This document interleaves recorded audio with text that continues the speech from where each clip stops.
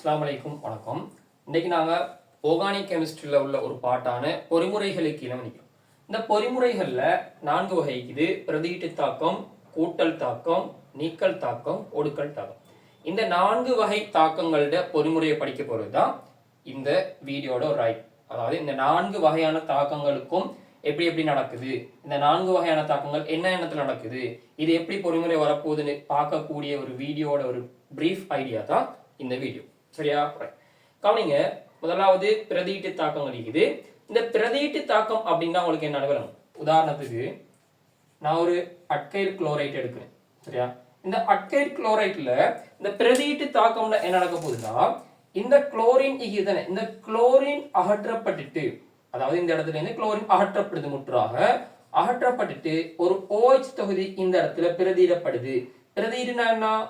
ஏற்கனவே ஒரு ஆள் ஈந்தாரு, இந்த இங்கனைகளை இருந்த ஒரு ஆளை நாங்க அகற்றிட்டு அவருக்கு பதிலாக இன்னொரு ஆளை எட் பண்றோம் தானே, இதுதான் நாங்க சொல்லுவோம் பிரதியீட்டு தாக்கம். சரி, இதை நீங்க தெளிவா வச்சுக்கணும்.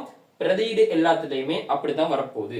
சோ பிரதியீடு தாக்கம்னா ஏற்கனவே உள்ள ஒரு ஆளுக்கு அவரை தூக்கிட்டு இன்னொரு ஆளை சேர்க்கிறது தான் பிரதியீட்டு தாக்கம். இந்த பிரதியீட்டு தாக்கங்கள்ல 3 வகையான பிரதியீட்டு தாக்கங்கள் இருக்குது. முதலாவது வகை சுயாதீன மூலிக பிரதியீட்டு தாக்கம். சரியா? சுயாதீன மூலிகை பிரதியீட்டு தாக்கம். இந்த சுயாதீன மூலிகை பிரதியீட்டு தாக்கம் அல்கேன்கள்ல நடக்கும். சரியா? இது உங்களுக்கு தெளிவா தெரிஞ்சுக்கணும். இந்த சுயாதீன மூலிகை பிரதியீட்டு தாக்கம் அல்கேன்கள்ல நடக்கக்கூடியதாக இருக்குது. 2வது வகை பிரதியீட்டு தாக்கத்துல 2வது வகை இலத்திரன் நாட்ட பிரதியீட்டு தாக்கம்.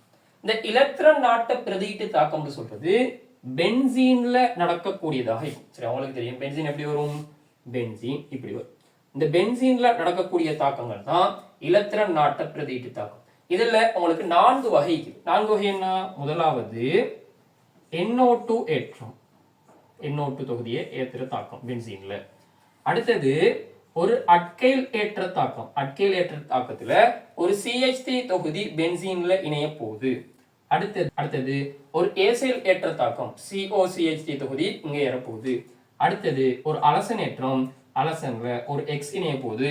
Xக்கு நாங்க குளோரின் புரோமின் அப்படின்னு சொல்லலாம். சரி, இதனாலும் தான் இலத்திரன் நாட்ட பிரதியீட்டு தாக்கம்.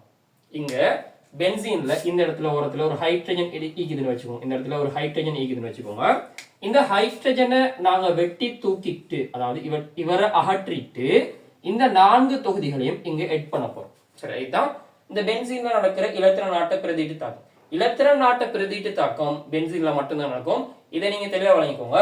இந்த இடத்துல ஹைட்ரஜன் தூக்கி அகற்றப்பட்டுட்டு இந்த ஹைட்ரஜனுக்கு பதிலாக இந்த 4 தொகுதிகள் இங்க எட் ஆக போகுது. இதுதான் இலத்திரன் நாட்ட பிரதியீட்டு தாக்கம். இதை நீங்க தெளிவா வழங்கிக்கணும். 3வது வகை கருநாட்ட பிரதியீட்டு தாக்கம். கருவ நாடுற கருநாடிகள் இருப்பாங்க தானே, இந்த கருநாடிகள் ஏற்கனவே உள்ள ஒரு ஆளை அகற்றிட்டு இணைய போறாங்க. இதுதான் கருநாட்ட பிரதியீட்டு தாக்கம். சரி, இங்க எட் ஆகிறது எல்லாமே, இந்த இடத்துல எட் ஆகிற இவங்க எல்லாரையும் நாங்க சொல்லுவோம் இலத்திரன் நாடிகள். இலத்திரன் நாடிகள். சோ இந்த இடத்துல பிரதியீட்டு தாக்கம் இலத்திரன் நாடிகளால நடக்க போகுது. இலத்திரன் நாடிகளால நடக்க போகுது. இங்க கருநாட்ட பிரதியீட்டு தாக்கம் கரு நாடிகளால நடக்க போகுது. கருவை நாடக்கூடிய ஆள்களை தான் சொல்லுவோம், கருவை நாடக்கூடிய ஆக்களை தான் நாங்க சொல்லுவோம் கருநாடிகள். சோ இங்க கருநாடிகளால தான் இந்த கருநாட்ட பிரதியீட்டு தாக்கம் நடக்க போகுது. அதுக்கு உதாரணம், அதாவது இந்த சேர்வைகள்ல இந்த கருநாட்ட பிரதியீட்டு தாக்கங்கள் நடக்கலாம். ஒரு அட்கைல் குளோரைட், அடுத்தது ஒரு அல்கஹால் கார்பாக்சிலிக் அமிலத்தை சொல்லலாம். இந்த இடத்துல குளோரின் வெட்டி அகற்றப்பட, அதாவது இந்த இடத்துல குளோரின் அகற்றப்பட போகுது. அதுக்கு பதிலா வேற ஒரு சேர்வை இணைய போறாரு. சரியா? வேற ஒரு கருநாடி இணைய போறாரு. இங்க OH அகற்றப்பட போறாரு. OH அகற்றப்பட்டு வேற ஒரு கருநாடி இங்க இணைய போறாரு. இந்த இடத்துலயுமே ஒரு OH அகற்றப்பட்டுட்டு வேற ஒரு கருநாடி இங்க இணைய போறாரு. சோ இந்த கருநாட்ட பிரதியீட்டு தாக்கத்துல கருநாடிகள் ஏற்கனவே இருந்த ஒரு ஆளை அகற்றிட்டு அங்க பிரதியிடப்பட போறாங்க. இதுதான் இந்த கருநாட்ட பிரதியீட்டு தாக்கத்துல நடக்கிற விஷயம். சரியா? அப்ப நாங்க முதலாவது பாத்துக்கிறோம், இந்த பிரதியீட்டு தாக்கங்கள்ல 3 வகை இருக்குது. இந்த 3 வகையும் எப்படி எப்படி நடக்குது ஒரு பிரீஃப் ஐடியா எடுத்துக்கிறோம். இதுக்கு பிறகு நாங்க விளக்கமா பொறிமுறைகள்ல பார்ப்போம். சரியா? அப்ப பிரதியீட்டு தாக்கங்கள் உங்களுக்கு கிளியர். இப்ப நாங்க 2வது பார்க்க போறது கூட்டல் தாக்கம். இந்த கூட்டல் தாக்கத்துல 2 வகை இருக்குது. இலத்திரன் நாட்ட கூட்டல் தாக்கம், கருநாட்ட கூட்டல் தாக்கம். இங்க நாங்க பார்த்தது பிரதியீட்டு தாக்கம். இங்க நாங்க பார்க்க போறது கூட்டல் தாக்கம். இங்கேயும் அந்த மாதிரி தான் நடக்க போகுது. இந்த இலத்திரன் நாட்ட கூட்டல் தாக்கத்துல இங்க கூட்டல் அடைய போறது இலத்திரன் நாடிகள். இந்த இடத்துல இந்த இலத்திரன் நாடிகள் கூட்டல் அடைய போறாங்க. இங்க கருநாட்ட கூட்டல் தாக்கம் நடக்குது. இங்க கூட்டல் அடைய போறது கருநாடிகள். பிரதியீட்டு தாக்கத்துல பிரதியீடு நடக்க போகுது. இந்த இடத்துல கூட்டல் தாக்கம்னா சும்மா வந்து சேர போறாங்க. உதாரணத்துக்கு இந்த இலத்திரன் நாட்ட கூட்டல் தாக்கம் அல்கீன்கள்லையும் அல்கைன்கள்லையும் நடக்கும். சரியா? உதாரணத்துக்கு சொல்ல போனா நீங்க இதெல்லாம் படிச்சுட்டு வந்துட்டீங்க. ஒரு அல்கீன் எடுங்க. இந்த அல்கீன்ல இந்த பொண்ட் உடைய போது இந்த பொண்ட் உடைந்து உதாரணத்துக்கு 2 புரோமின் இணைகிற மாதிரி நான் சொல்லி காட்டுறேன். சோ இந்த 2 புரோமினும் இலத்திரனை நாடக்கூடிய ஆட்க. சோ இலத்திரன் நாடிகள் இந்த இடத்துல இணைஞ்சிக்கிறாங்க. சரியா? அப்ப இலத்திரன் நாடிகளால இது நடக்க போகுது. சரியா? இந்த இடத்துல நான் பிஆர் இணைத்ததுக்கு இந்த இடத்துல பிஆர் பிளஸ் செய்ய போகுது. இந்த பிஆர் பிளஸ் தான் இந்த இடத்துல ஒரு மைனஸ் வரப்போகுது. இந்த மைனஸால கவரப்பட்டு இந்த இடத்துல ஒரு பிணைப்பு ஃபார்ம் ஆக போகுது. சரியா? அப்ப இங்க நடக்கிறது இலத்திரன் நாட்ட கூட்டல் தாக்கம் இலத்திரன் நாடிகளால கூட்டல் அடைய போகுது. கருநாட்ட கூட்டல் தாக்கம் கருநாடிகளால கூட்டல் நடக்க போகுது. இந்த கருநாட்ட கூட்டல் தாக்கத்துக்கு உதாரணமாக இது வந்து அல்டிஹைட் கீட்டோன்கள் நடக்கும். ஒரு அல்டிஹைட்னா உதாரணத்துக்கு எடுத்துக்கொள்ளும். இதுதான் ஒரு அல்டிஹைட். இதுல கருநாடியாக நான் வந்து CN மைனஸ் எடுத்துக்கொள்றேன். இதுல HCN ஏற்றத்துல இதுல CN மைனஸ். இந்த CN மைனஸ்னு சொல்றது ஒரு கருநாடியாக இருக்க போது இந்த கருவநாடுற ஆள் இங்க வந்து இணைய போறாரு. இந்த இடத்துல இந்த ஹைட்ரஜன் இப்படி இணைய போறாரு. இதைத்தான் நாங்க சொல்லுவோம் கருநாட்ட கூட்டல் தாக்கம்.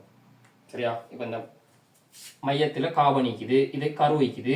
சோ இந்த கருவை இந்த கருநாடி போய் சேர்றது. இந்த கருவோட இந்த கருநாடினா என்ன? கருவை நாடுற ஒரு இவரு இந்த இடத்துல போய் இணைகிறது தான் சொல்லுவோம் கருநாட்ட கூட்டல் தாக்கம். சரியா? பிரதியிடுனா ஏற்கனவே இங்க உள்ள ஒரு ஆளு இல்லாமக்கிட்டு அவருக்கு பதிலா போய் பிரதியிட போறது. அவருக்கு பதிலா போய் சேர்றது. இந்த இடத்துல யாருமே இல்ல, அவரு சும்மா போய் சேர்றாரு. இதை நாங்க சொல்லுவோம் கருநாட்ட கூட்டல் தாக்கம். அதாவது கூட்டல் தாக்கம். சரி, அதுலயும் இது ஸ்பெஷலா கருநாட்ட கூட்டல் தாக்கம். ஓகேயா? இந்த நீக்கல் தாக்கம் அப்படின்னா என்னன்னா இந்த நீக்கல் தாக்கம் அப்படின்னா என்னன்னா ஒரு அட்கைல் குளோரைட்ல இது நடக்க போகுது. இந்த அட்கைல் குளோரைட்டுக்கு உதாரணமாக நான் இப்ப ஒரு அட்கைல் குளோரைட் எடுத்துக்கொள்றேன். இதுதான் ஒரு அட்கைல் குளோரைட். இந்த இடத்துல நீக்கல் தாக்கத்தின் போது குளோரினும் ஹைட்ரஜனும் அகற்றப்பட்டு இப்படியான ஒரு சேர்வை தோன்ற போகுது. இந்த இடத்துல உங்களுக்கு தெரியுது டபுள் பாண்ட் ஃபார்ம் ஆகி இந்த இடத்துல டபுள் பாண்ட் ஃபார்ம் ஆகிது. இதைத்தான் நாங்க நீக்கல் தாக்கம் சொல்றோம். அதாவது ஒரு சேர்வையில இருந்து இந்த 2 HCl அகற்றப்பட்டிக்குது, அதாவது நீக்கப்பட்டிக்குது. இதுதான் நாங்க சொல்லுவோம் நீக்கல் தாக்கம். இந்த நீக்கல் தாக்கம் பொதுவாக அட்கைல் குளோரைட்டுகள்ல அட்கைல் ஏலைட்டுகள்ல நடக்கும். நான் உதாரணத்துக்கு அட்கைல் குளோரைட் சொல்லிக்கிறேன். அட்கைல் ஏலைட்டுகள்ல இது நடக்கக்கூடியதாக. சரியா? இந்த அடுத்தது ஒடுக்கல் தாக்கம். இது ஸ்பெஷலான ஒரு தாக்கம். இந்த ஒடுக்கல் தாக்கம் அல்டிஹைட் கீட்டோன்கள் நடக்கக்கூடியதாக இருக்கும். இதுக்காக ஐதான NaOH நாம யூஸ் பண்ணுவோம் சோதனை பொருளாக. இந்த ஒடுக்கல் தாக்கத்துல தாக்கியாக அல்டிஹைட் கீட்டோன்கள் பயன்படலாம். இதுக்கு நாங்க சோதனை பொருளாக ஐதான NaOH யூஸ் பண்ற டைம்ல இங்க ஒடுக்கல் தாக்கம் நடக்கக்கூடியதாக இருக்கும். இந்த ஒடுக்கல் தாக்கம் நடக்கிற பொறிமுறை எப்படி வருதுன்னு பார்ப்போம். இதெல்லாம் தான் எங்களோட A-level சிலபஸ்ல உள்ள பொறிமுறையிட வகைகள். இந்த பொறிமுறைகள் எப்படி எப்படி நடக்குதுன்னு நாங்க அடுத்தடுத்த வீடியோல 1 by 1 ஆக நாங்க பார்க்குவோம். சரியா? அப்ப பிரதியீட்டு தாக்கம்னா என்ன, அதுல எத்தனை வகைகள், கூட்டல் தாக்கம்னா என்ன, அதுல எத்தனை வகை, நீக்கல் தாக்கம் எப்படி வரப்போகுது, ஒடுக்கல் தாக்கம் எப்படி வரப்போகுது, இதைத்தான் நாங்க வந்து பொறிமுறை கீழே பார்க்க போறோம். இதுல பாஸ் பேப்பர்ல உங்களுக்கு MCQ வரலாம், ஸ்ட்ரக்சருக்கு கீழே தரலாம், இல்லாட்டி எஸ்ஏல ஒரு பாட்டாக கூட தரலாம். அதாவது C பாட்டுல இல்லாட்டி D பாட்டுல உங்களுக்கு கேட்கலாம். சோ இதுல எப்படி எப்படி கேள்வி வரும்னு தெரியாது. சோ நீங்க இதுக்கு ரெடியாகி கொண்டு உங்களோட ஃபைனல் எக்ஸாம்ல பொறிமுறை சார்பாக வர கேள்வியில நீங்க ஸ்கோர் பண்ணிக்கோங்க. சரியா?